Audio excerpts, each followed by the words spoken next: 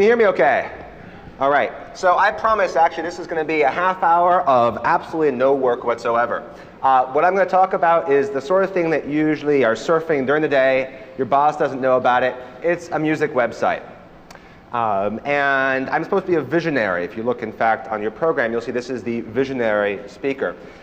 Now, the vision I'd like to talk about is open source, the philosophy of open source, and how that might apply and how it does apply in the music business. Magnatune is a website, it's a record label that signs artists and releases music on the internet. And when I created it 2 years ago, the goal was specifically to apply the lessons of Linux. So when I started Magnatune, I called it an open music experiment, namely because the idea of open source I thought could be applied to open music as well. And what did that mean? That meant not just open source, but meant all the lessons we've learned in Linux. Not just that open source works well in a community setting, but also how do people make money with it? When do you get sued? How do you get people excited about it? How does it work? So the very first thing I'm going to do is get philosophical for about 10 minutes and go through the OSI's definition of open source. That's the Open Source Initiative. And they've got one definition of open source. I disagree with parts of it, but I think most of it's pretty good, and it's worth going through. So it's 10 parts, and the very first thing I actually somewhat disagree with, which is kind of funny. If you look at it, it says it free distribution. Now there's two things about free. Richard Stallman a long time ago separated free between free beer and free as in freedom, and I think those are really important differences. I think it's crucial that we have free as in freedom. People, in Richard Stallman's case, should be able to take software and modify it like a printer driver and update it. The same thing with music. You should be able to modify the music for whatever your case is. But should it be free as in beer? Well, in open source, that works because you've got a boss who's paying your salary to write code who then puts the code up on SourceForge, and you've got a business model that's there. Or, which happens very often, is people put their source code up with a GPL license and then modify it to say non-commercial use only. Or, for example, with MySQL, they'll put a GPL license on something and then do separate commercial licenses to people when companies want to use the software without a GPL license. So I totally agree with the free as in freedom thing, but I think that the open source community isn't clear on free as in beer. The second is open source, the source code itself. This has been a really interesting sort of journey trying to get musicians to release their source code. If you think the lawyers at SCO are evil bastards, you should face the RIA someday, because I think that they've been training the SCO lawyers. The music industry is just filled with lawsuits, and it's an evil, nasty place. And what this has meant is that if you're a musician signing with a record label, you're going to assume, and rightfully so, that that record label is going to screw you at every moment they can. That contract is going to be horrible. It's going to have all sorts of nasty things in it. That doesn't exist so much in the software world. But what that's meant is that musicians don't trust record labels at all, and they in general don't trust anybody else at all. When they make some music, they want to lock it up in compiled form, put it out, say the actual final mix, put it out, and not let anyone else remix it, take the tracks, do anything with it. The trick is getting them to see the benefits of that, and I've had some progress with that, namely with remixes, and also getting the money when the music gets used in the film, and then often the source code is really needed. But I think the source code idea really works for music, and I'll talk a little bit later about how. Derived works. This, for me, is the absolute key to open source. It's the ability to take some work and make some new work with it. Now, often with software, at least when we started open source movement, it was about just successive versions of the same project, or including libraries, let's say some Perl libraries in your program, so you don't have to write everything. But derived works now mean things like embedded devices and radically different uses of the source code than the original person intended. Musicians generally understand derived works, but there's this fiction inside the music industry, or musicians, that they're creating music out of nowhere, right? Some guy sits in front of a synth, writes a melody that is divinely created in his brain. No one's ever heard those three notes before, and writes a piece of music. Now, every once in a while, there have been lawsuits showing that those 3 notes, in fact, that 1 chord, was heard in a different song, and so you need to pay a royalty fee. Now, that's popped up now with the SCOSU as a possibility. What is the source material in all the works that you're using? Getting clarity on derivative works is really important, I think, in the music industry more than anywhere, because the music industry is so far ahead, if I can use that term for a really nasty, evil practice. We're so far ahead at suing just about anybody that we think we can get money out of. Specifically, anytime there's a song that's a hit, people will dredge through the back catalog and see if there are any melodies that are similar in the stuff that they've written before, and then they'll sue. And if you watch the music industry press, this happens over and over again. In the music world, instead of using the GNU or BSD licenses or something like that, that doesn't really work with software, we've got the Creative Commons license. The Creative Commons, lots of people know about Creative Commons in here? Can you raise your hand? Yeah, 2%, okay. So the Creative Commons is an attempt basically to take Richard Stallman, transplant him in the media world. Okay? So you take values of the internet community, openness, sharing, reuse, freedom, and you apply that in a music setting or a video setting or book setting. And the Creative Commons licenses, there's a couple of them, let you release music or film with a very GPL-like license. And everything on Magnatune is released with it. There's 3 little code letters that you see, BY, NC, SA. That's the kind of license Magnatune uses. That means BY, which means give me attribution. NC means non-commercial. And SA means share alike, which means the new work has to have the same license as the source material does, the famous viral property in the GNU license. That's what we use, and I'll explain in a little bit why that, I think, works in our case. The hairball in music, and it's really a problem, less in software, is that if you take some stuff from one Creative Commons license over here, and maybe another Creative Commons license here, and maybe someone stuck a GNU license on their music, you then compile the thing into a final mix. Well, what license do you apply to that final mix? And the answer is no license. In fact, you can't do that. That's been a big problem. The software industry has largely avoided that by distributing source code and having you compile everything. But when you do mix licenses, you have problems. And obviously, HP just talked about the proliferation of licenses. I would encourage everyone to stick with either the GPL or BSD licenses, and probably GPL, just to make sure that everyone can use your work. This is an interesting one, the integrity of the author's source code.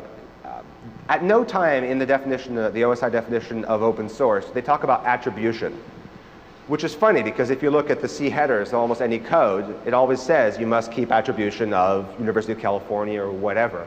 But they don't consider that to be a core part of it.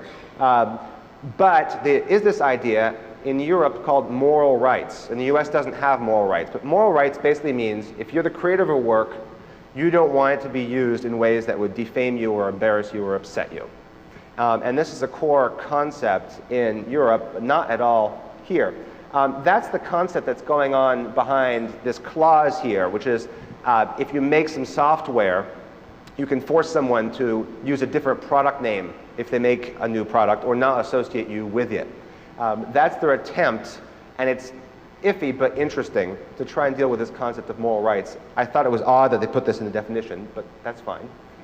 No discrimination against persons or groups. This doesn't come up that much in software, but it does come up a lot in music. And the most common complaint I hear about musicians thinking about going open music is, what if the next Bush campaign wants to advertise and use my music?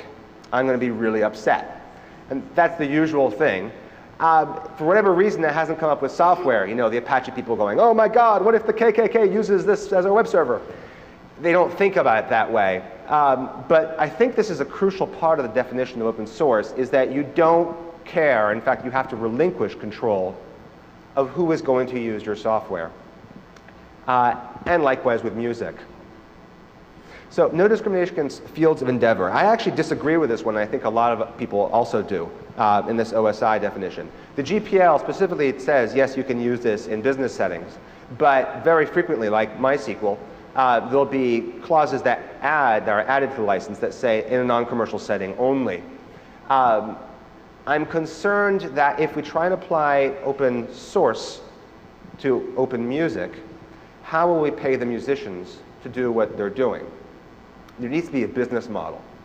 For a long time, we wondered in the computer field, what was the open source model? And people laughed it was all voluntary people.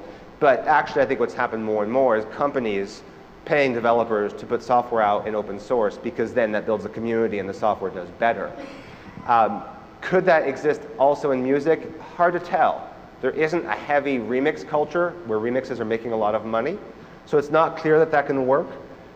However, what has happened in the music space is the Creative Commons license, specifically their non-commercial share-alike license, has taken over. It's something like 80% of the music works with a Creative Commons license use it.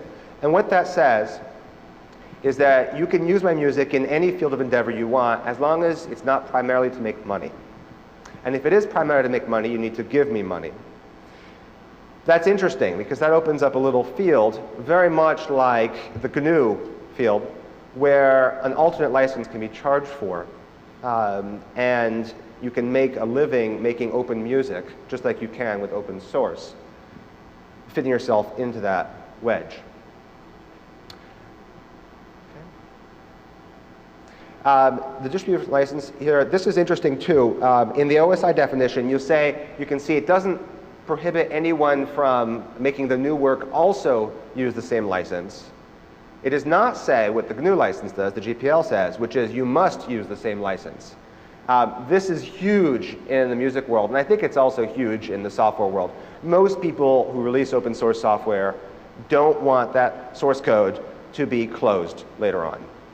That's the whole point, is to do this viral thing where you put great works out, and you're basically using a Trojan horse to get into other companies who then also have to open source their works.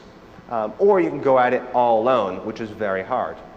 With music, I mean, so much music now, from samples, singing, guitar riffs, synthesizer patches, come from other places, and it's a mess of licenses to sort this out. It's my feeling that if you release something on an open source, open music license, that the resulting work should and has to have the same license. Can't be attached to a product. This makes sense. Can go on a CD, a film, or whatever. It can't restrict other software.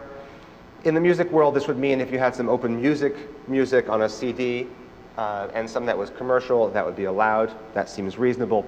You'll notice as we get to the end of the OSI definition, it gets kind of boring. The good juicy stuff is at the beginning, and it has to be technology neutral. This is actually huge. The GPL is somewhat problematic because it's so source code, so programming oriented. The Creative Commons has had the same kind of problem. They have a license which is called the sampling license, which allows people to sample from a work. The problem is what if you want to sample a lot, like 90%? Well, then that's not allowed. They created the license thinking of remixers and hip-hop music, and now there's a larger space of mashups where the entire work is mashed up together with another work, and suddenly it's not allowed. So that's the end of the philosophical section of my talk, and now I have the sort of Magnatune wrap-up, where I talk about what Magnatune is, and specifically why I do certain things and why it came from music, why it came from the open source world. Sorry. This talk is kind of interesting because when I sit together with some Linux geeks who are also music fans, I often go in this sort of philosophical direction. But if I try the Linux direction with music people, I get this blank stare. And they just think, okay, computer geek, what? Music really, and this is an awful thing, but in the music industry, it's very common to refer to music as bubblegum. And when I first heard this, I was incredibly offended. But the reason they call it bubblegum is because you manufacture a flavor, people chew on it for a while till the flavor goes away, and then you spit it out. And that's how the music industry sees music, largely. That's pretty depressing. What I'm trying to do with Magnatune is try and have stuff stick around, not be the flavor of the week, not market it like bubblegum. And in fact, when you talk to most anyone over the age of 25, They still are very much into music, but their music tastes were founded early on in their years. The same thing with software. I mean, Apache has been around forever now, and it's not going anywhere. Even core browsers like Firefox have their evolution way, way back when. So here's the Magnatune story. The idea was to have a next generation record label where instead of thinking of music and selling it as CDs, the goal was to sell it either online or however people wanted it. One of the things Linux does, which is what affected this approach, the B2B and B2C, B2B being business to business, B2C being business to consumer. Linux has both desktops and consumer stuff. It also has back office stuff. Generally, the sexy stuff is the stuff that gets the newspapers interested. It tends to be more consumer-oriented stuff. It's Tux Wars or a new desktop or something interesting like that. But most companies don't combine the two. These are the main benefits. I'm going to hit them in more detail here. The model Magnatune uses, so Magnatune signs up artists, people submit, anyone submits on the planet who wants to. When I sign them up, half the money goes to the artist from all the sales.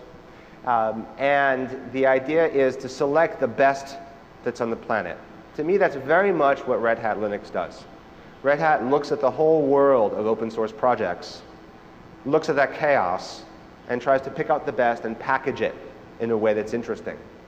Doesn't necessarily discriminate for age or platform or programming language, just what is most useful.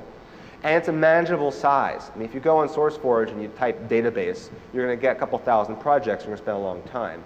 Whereas if you just load up your Red Hat disk, you're going to find Postgres and MySQL as part of the key things and just go with that. That's a really important service. And it's one I think the music business has forgotten, which is selection. It's one that we in the computer business know very well. There's just too much crap out there. Someone's got to go through and figure out what's decent.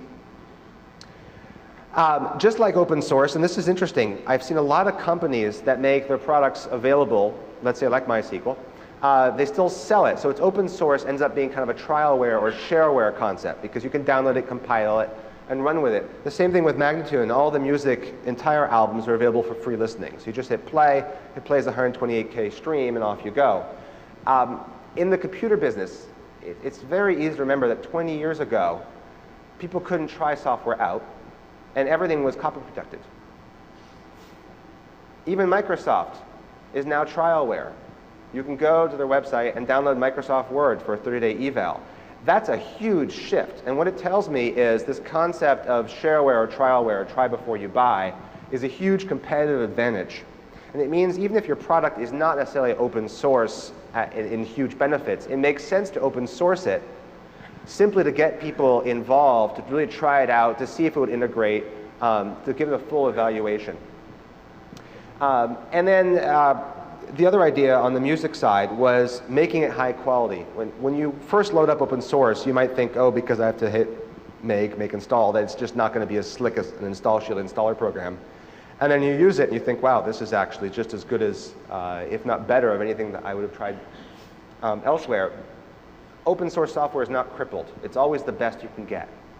And that's really interesting. In an era where, let's say, look at Photoshop, and there's many, many different levels of Photoshop-ness that you can buy at. If you go get MySQL, the version you download is the version that has everything. It has SMP support. It has all sorts of wonderful stuff in it. It isn't crippled for certain markets. The same thing with music. You go to iTunes, and the music you're buying on iTunes is actually a 128K AAC file. It's roughly equivalent to a 128K MP3. That's not a great music format. And occasionally the music business will tell you, or a spokesperson will tell you, the reason we're doing this is we're selling people a crippled format so that we can sell them a better format later on. Because for 20 years, the music business made a ton of money getting people to convert from LP to CD. And now they're completely scared that CDs are the end. And they are concerned that if they sell you perfect downloads, you'll never buy anything again. So they're selling you crappy music quality so that they can sell you better stuff later on. I think very much in the software business, especially packaged software, it's very much like that. You'll see entry-level stuff at $49.95, $99.95 to try and get you to get better stuff later on. I say just, I mean, in general, people just want the best, and they'll figure it out. A very odd concept, at Magnatune is this pay what you want. If you hit the buy button, you'll see that you can pay from $5 to $18 with a recommended price of $8. Now, you don't get anything more when you pay more. The reason people pay more is because they like what Magnatune's about, but they also like that half the money goes to the artist. Now, the key realization that made me do this, because my wife thought I was completely nuts, was that people don't have to pay for music. They can just turn on the radio, they can go to Kazaa, they can go to LimeWire, they can go to any number of pirate sources or their friends. If they want to buy music, if they're in the buy button, they've already told you they're not one of those pirate people. The same thing with software. If they're interested in buying your software, they could get other software elsewhere. You should respect that and ask them how much they'd like to pay.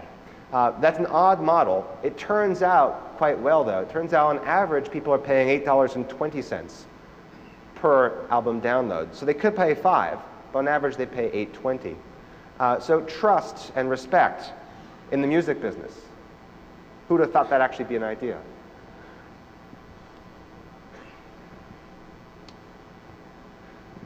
DRM. I mean, I just love DRM because it makes people hate the music industry.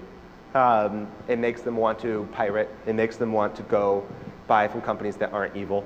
The same thing with software. I don't think anyone at this point would voluntarily buy software that has copy protection on it. It's just a crazy thing.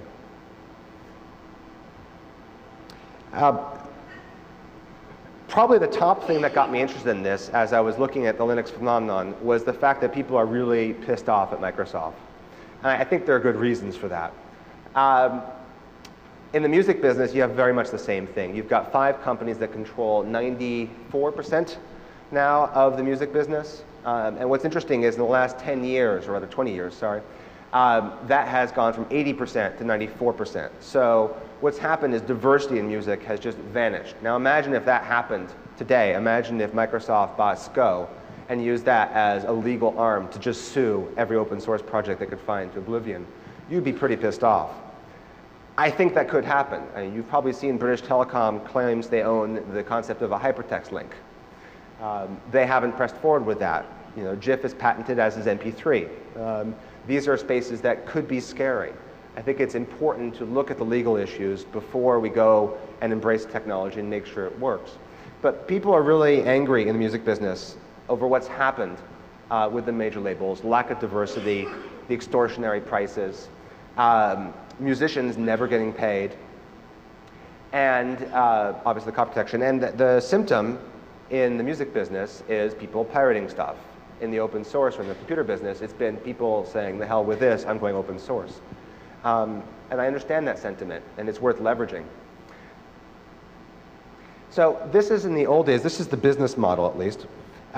In the old days in the music business, you basically, what I call command and control marketing, which is very military. You spend a huge amount of money, and then you get people to want your type of chewing gum or your Britney of the week. That's a really expensive way to go, and as it happens, now people are pirating Britney Spears more than they pirate the other stuff, and so that's not a good business model. Similarly, in the software business, people are finding that the software marketing channel going through stores is a very expensive way to go, and direct, especially if you build a community and you get excited grassroots support, that's a much better way to go. I call that the try before you buy approach. In the old days, people could get music all sorts of ways, and then now there's all sorts of more ones. Now, there isn't that proliferation in the software space yet. But one thing that's interesting, if you look at all these uses, is that music is an ingredient for all sorts of other interesting projects. It could be films and videos, it can be video games, it can be social sites. CC Mixter is an interesting remix site. It can be WebJ. Do you guys know 4 Degrees, or 3 Degrees, the Microsoft project? Not one hand, 3 Degrees. Microsoft has been dabbling in this thing for about 2 years. And it's a peer-to-peer program where you can load up a dozen of your friends and share music while you chat with them. So anyone who puts music on, everyone else can hear it. They've held off on it, I believe, because I think the music industry is going to go completely ballistic when this thing releases. But do check out 3 Degrees, because it means that even Microsoft, one of the more stagnant companies out there, is aware that people want change. And then obviously music isn't just pumping out CDs. In fact, the way Magnatune makes most of its money, besides selling downloads and CDs, the other half is by licensing it to games, to weddings, to things like the opening video you just saw. And I think it's important when you're making software to see, can you balance an open source approach with a commercial approach so you can keep doing it. Volunteering is all well and good, but at some point, if you have to pay the rent, the project will falter, and that's no good. In the music space, with Magnatune, what I try and do is make the music available for free through the Creative Commons, so people can make interesting projects. All those things I listed on the previous page were free uses of the music on the site. And then balance that against corporate uses, where someone wants to do a runway model or even a Bush ad, then they pay you. And that's a great way to help a community, to help interesting and creative works get created, while still getting money out of the people who are making money from you. And the last thing, this is the last slide, I just wanted to compare Magnatune and Red Hat. So Red Hat goes into this ecology that's very rich, and initially starts just taking the best stuff and bundling it. That is an approach that I think works very well, where you have a very rich ecology of single players, single people making interesting creative works. That works in music. I think it's going to work for films and video. It works for books. It works for a number of creative endeavors. What I'd like to leave you with as a kind of thought is think about why open source works, and think about, is it possible to apply this to other fields that you enjoy? These ideas can work elsewhere, and I think that they're a very aggressive, I would say dangerous in a good sense, approach to the status quo. Finally, if you want to hear me completely geek out, Magnatune is run on Red Hat, and when we got Slashdotted, we got completely flattened.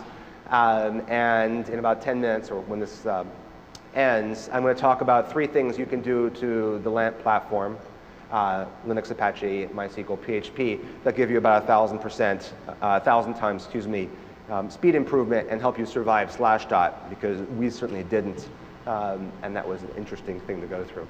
So thanks very much.